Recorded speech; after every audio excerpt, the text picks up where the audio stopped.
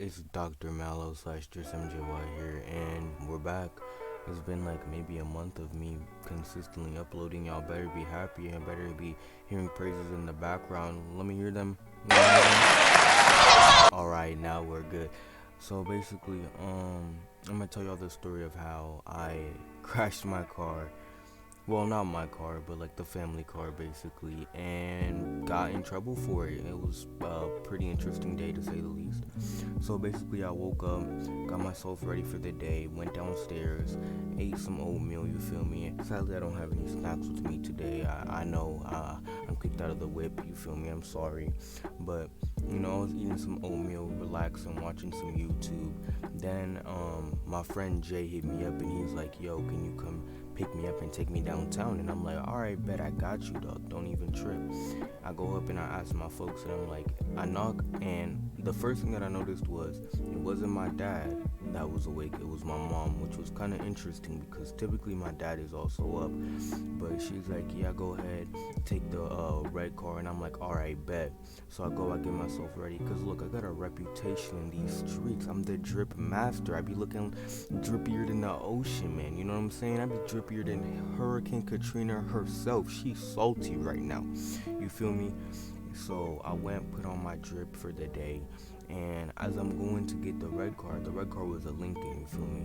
As I go to get it, she's like, whoa, wait, no, take the black car instead, which the black car is our black Chevy SUV, right? It's a pretty big car. And I'm like, oh, alright, whatever. And the thing is, the black car, I'm not as used to driving it as the red car, because the red car I used to drive constantly, you know what I'm saying? So I'm like, alright, cool, whatever.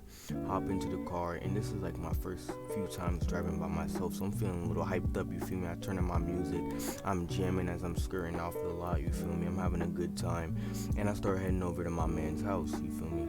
And where I'm thinking that he's at the apartments where he regularly is at, you feel me? Because that's where he told me to go. So I head over there and I pull up and I say, alright, since he's over there, I'm gonna chill at my friend's house, he can come over here, you feel me? So I pull up to E's house and we chilling, we talking, and I let him know why I'm here and what's going on, and he's like, oh, alright, bet, can I come with y'all? And then while we coming back, Jay can bring me to the mall since he'll be driving. And I'm like, let me ask him right quick. So I hit him up and he's like, yeah, we could do it. And I'm like, alright, bet. But then while I'm there, Jay is like, I'm not at the apartments right now, I'm over here. So he sends me the Addy and I'm like, oh shoot, alright, cool. So I get up, and as we go to leave, his sister comes in and she's like, hey, can you take me to soccer practice? And we're like, alright, go ahead, go get ready. So we pick her up, and as I put the Addy in Google Maps, it shows the same address, like the school. It kind of showed that as we go into the school, it's close, you feel me? And so I'm like, alright, cool, we'll drop her off, then we'll go straight to him, and then we'll go from there. But so basically, we hop in the car, we jamming the music, we having a good time, we talking. I go to the school, I drop her off, and as I'm going to the back of the school, yes, this was my same high school, but in the back, it's like kind of like a narrow path, and there's like a baseball field right next to, like, to the right of the road, right? And it has like a really thick gate, you feel me? And so I'm going over there, I drop her off, and I'm going in reverse now, right? And as I'm reversing, I'm looking at the camera, I'm thinking I'm straight, you know what I'm saying? Like, I'm not tripping. And then instead of looking around my, surroundings like you're supposed to be doing, I'm over here relying solely on the camera, not realizing how close I'm getting to the fence. Like, I'm going straight back, but it's like the fence is still coming up at like a diagonal angle. So I'm going straight, but the fence is coming diagonally at me. I'm gonna kind of like show what I'm trying to show. Like, if you think of like an acute angle, yes, this is the one time math will ever come in handy in life. But if you're thinking of an acute angle, that's kind of how I'm looking right now, you feel me? So I'm backing up and I hit like the thick, like, you know how fences have like poles, right? And so it's like a pole, then it goes to fence, and then pole, then it goes to fence. I hit like the thickest pole, bro, and all I hear is doof. And bro, as I feel that immediate like, oof. I keep backing up, trying to like move out of the pole, right? Because I didn't know what else I could do. Because if I would have drove forward, there's a chance it would have scraped the rest of the car. And if I would have just kept backwards, I might as well just keep going, you feel me? So I just keep going. And now I'm going to like that left basically, trying to like back up and out of it so that the car will be facing front. I guess you could say horizontally, right? I do that, and then I immediately stop the car and I start freaking out, dog, because I just crashed the car. You know what I'm saying? I just hit a pole. Like, dog, I just hit a pole, dog. You feel me? So I'm tripping right now. I'm tripping. I'm gonna be 100. I'm absolutely freaking out. And he's just sitting there calm. He's trying to calm me down. And at the bottom of the car, basically, I'm gonna maybe throw a picture up of like how the car looks, and then like circle maybe like the part that we hit, right? So that bottom of the car little piece, like 75% of it came off, right? And it's just laying there, but it's not completely ripped off. And I start freaking out, and I'm like, let's just rip the whole thing off. Let's just rip it all off. We're gonna throw it in the trunk. We're gonna act like it didn't happen. You know what I'm saying? I'm gonna figure out from there. And then he's like, nah, I got this. So he takes the thing, and he keeps trying to snap it back in place, right? And as this is going on, Jay keeps spam calling me because I should have been there already. You feel me? And I'm just giving him all types of excuses and stuff like this. And then he finally snaps it in place, and we go to drive, and I go slow, and it falls off. We go again, he snaps it in place, I go slow, it falls right off. We do this like 3, 4, 5 more times, and then he finally just snaps it in place, and all you hear is and we like, all right, we good now. So we skirt off the lot, and we start heading to Jay, you feel me? And we pull up to Jay, and we sit there for a little bit. Now the car had got hit on the right side. We parked specifically on the left side, so he cannot see it at all. And our plan was, we tell nobody. If when it comes down to it, we're gonna tell the truth, obviously, you feel me? But we not gonna tell anybody that we did it, you feel me? Because what am I gonna do? Lie to my folks? Like, what am I gonna say? I got hit or something like that, you feel me? Like, that don't even make sense. So the plan was, we tell nobody until we absolutely have to. So we're just gonna completely avoid it until like we can't anymore. And the plan was, we will only tell Jay if he figures it out. You feel me? And so Jay gets into the car, and he's heated. I don't know what happened, but he was just angry, bro. And so he's just whipping the car, bro. Like, I'm telling you, we in the inners going like 60, 80 in the inners, dog. Don't even speak about how we was on our highway. This man zooming, and I'm starting to low-key freak out because it's like, that thing could fall at any time, and we'll just like drive completely over and it's gone. And that's all I could think about in my mind. And I'm freaking out while we're in the car. I'm texting E. We're in the car together, but I'm texting him because I don't want to talk. And I'm like, bro, this man's driving a little too crazy.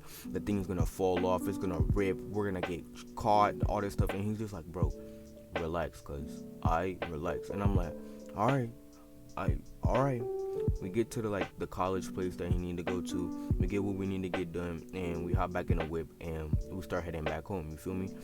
And as we heading back home, we tell him about the mall thing, and he's like, well, I gotta go. You feel me? I'm gonna go get the other lady's car, and then me and you can go to the mall with the other lady. And he's like, all right, bet, yeah, that's the move.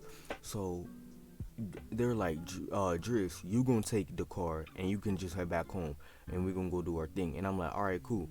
So we pull up to the lady's work, and we'll call her V. He parks to like the right side in front of everybody, bro. So me and him immediately know this is not gonna end well for me. And V doesn't catch that the car got hit yet. Neither does Jay. So I'm trying to get them to stop talking so I can just skirt off the lot as fast as possible, and they just won't notice it, right?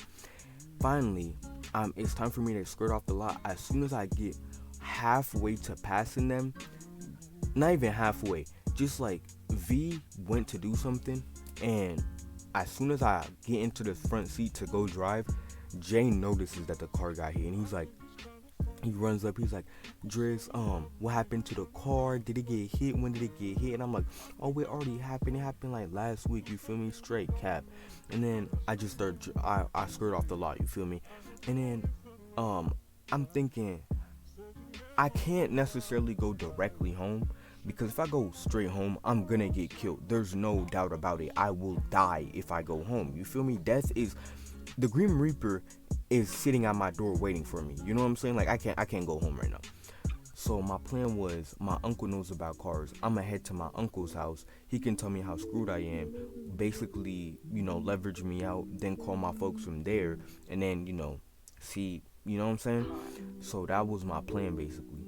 So now I'm thinking of how to get to their house from where I'm at because the only thing one of the fastest ways to get there requires me to pass directly behind my house, which I refused to do. So now I'm trying to like GPS it to try to figure out what to do and stuff like that. I literally was like so like freaked out while driving, bro. Like I'm not the type of person that can really drive while too many things are going on through my head. You know what I'm saying? Like I can't be freaked out or stressed or like angry and stuff when I drive. Like it's just not good. You feel me? So basically, I figure out how I'm gonna get there, and while I'm driving there, um, I did not realize that J and V like they were directly behind my car basically. So as I'm driving this long way, I get a call and they're like, "Yo, why are you driving this way? Like, why are you going a long way? Why didn't you just go straight home?" And then I'm like, "Oh, because I just wanted to stop at the mall or something. I'm straight capping basically." And they're like, "Oh yeah, he's telling me that the reason that didn't happen was today you guys had hit the car." And I'm like, "Yeah, we hit the car." And then he's like, "Does your parents know about that?" And I'm like, "Nah, I'm already told them when I get home." And I guess like Jay had pressed him onto it or whatever. I don't know. And basically, as I'm driving, I didn't know that Jay had called my mom, not my dad, but just my mom, and had already told her. So my mom knows, and I guess I don't know. She hasn't texted me or nothing about it. So I finally head to my uncle's house, and I get up in there, and they already knew something was wrong because first off, why am I pulling up to their house by myself? Secondly, why am I pulling up to their house by myself in the black car? You feel me? Like, if anything, I'm pulling up in the red car. You know what I'm saying? So I pull up and I'm like, "Hey, how's everyone doing?" And then I just cut the crap and I'm just like, "I did something really bad and this is what I did." And they're like, "Oh, Driz." And I mean, what are they gonna say now? You involved, you know what I'm saying? Now all of our hands are dirty. If I'm going down, you going down with me. Ain't no choice. You know what I'm saying? So, um, my uncle is there, and I literally had texted my auntie so early ahead of time asking like if my uncle was there, because if he wasn't there I was gonna be so screwed. I caught him like right before he had to go to work, you know what I'm saying? He sees the bump, he sees all the like problems.